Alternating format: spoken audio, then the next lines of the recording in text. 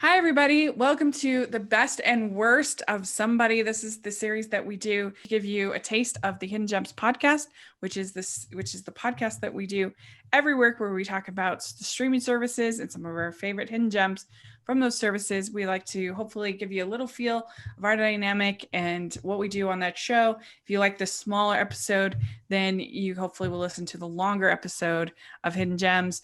And so this week we have another episode of Hidden Gems. I'm film critic Rachel Wagner, and Ryan is here.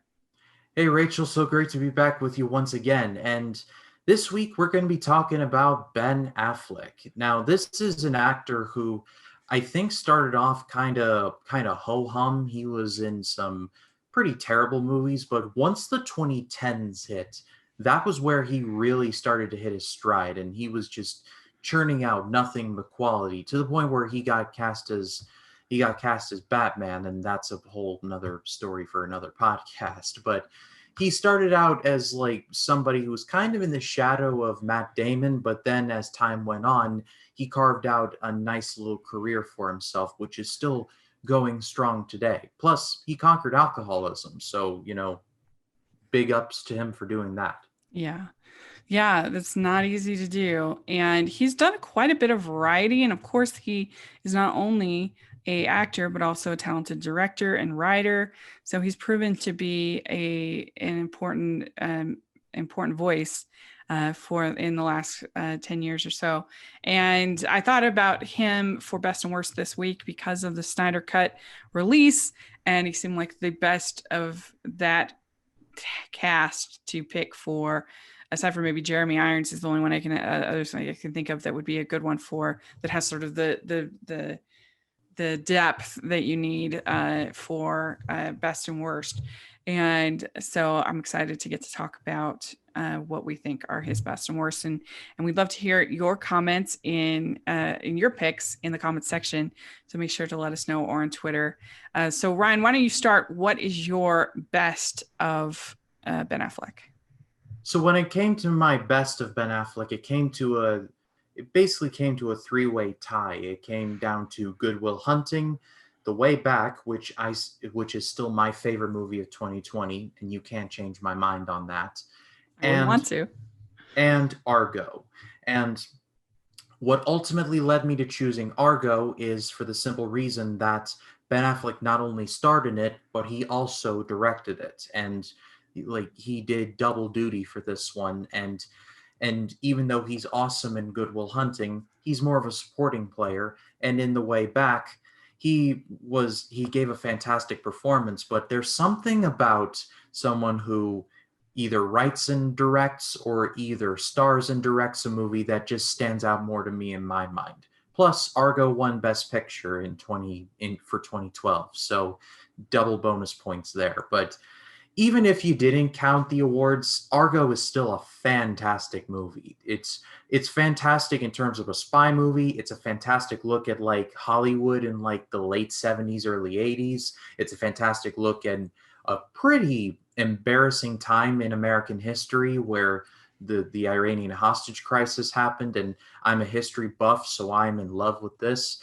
And it's a spy movie, but not like the James Bond spy movies. I love those too, but this feels like you're on the ground with these people. And the crazy thing about it is that this story actually happened. That's the crazy part. And Ben Affleck gives the best performance I've ever seen from him.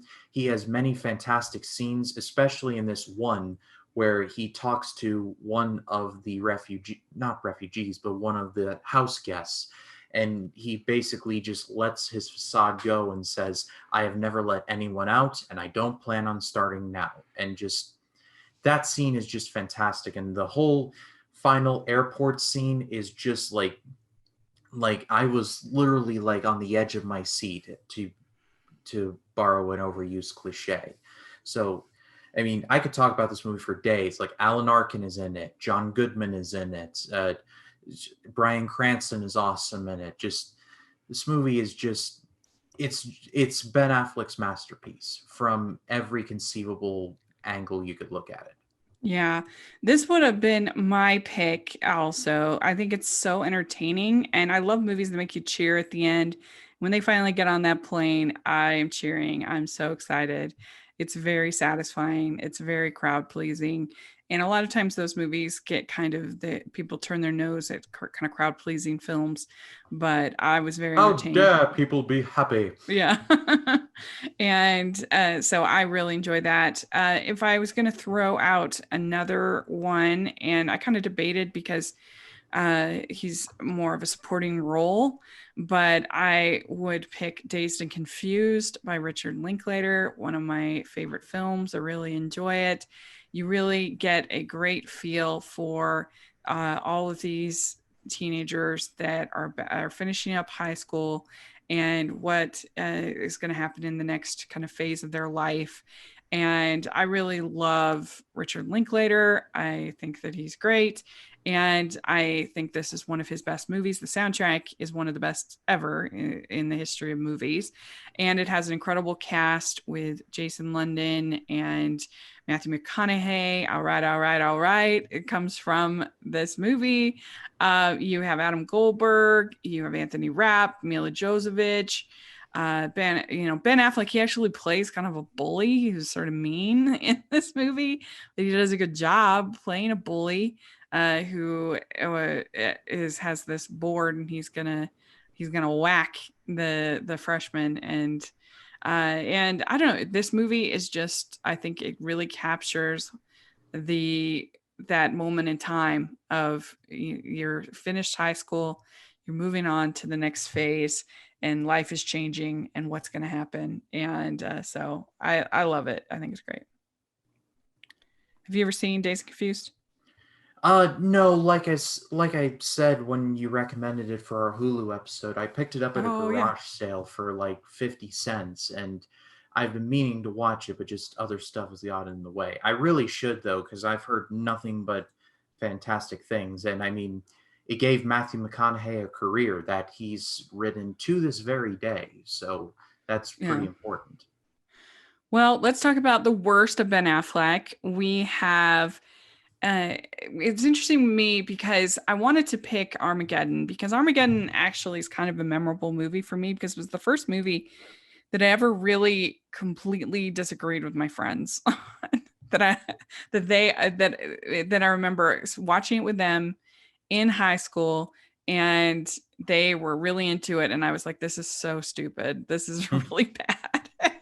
and and they were all kind of like looking at me, and I was just like, what What do is you this mean movie? you don't like the movie about the big asteroid coming to Earth and oil drillers having to destroy it? Rachel, It's you so have no stupid. class.